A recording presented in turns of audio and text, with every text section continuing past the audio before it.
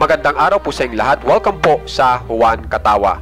Alexa Ilacad may reaksyon nang makita muli si Nadine Lustre sa ball ngayon.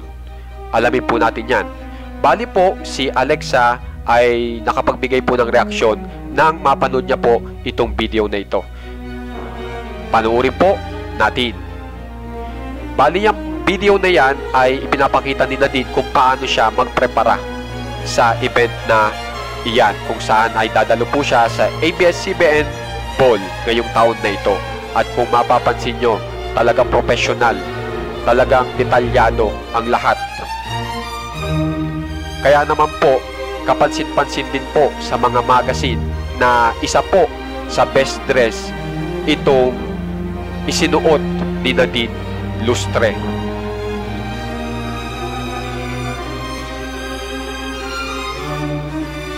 At napakarami pong humanga dito sa dress ni Nadine Lustre.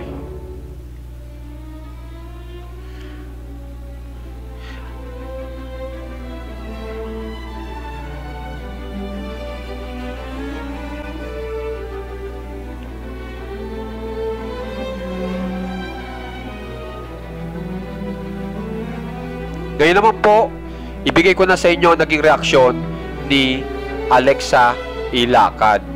At ang sinabi niya po nang makita niya itong video na ito ay, "I was really happy to see you again after so long. Always appreciate your warmth." So napakaganda po ng reaksyon ni Alexa kay Nadine Lustre. Kung mapapansin nyo, napakaganda pala ng kanilang samahan. So guys, kung gusto nyo pong ma-update sa nangyayari sa mga famous celebs ng Pinas, alam nyo na pong gagawin nyo. Subscribe lang po kayo sa ating channel na Juan Katawa.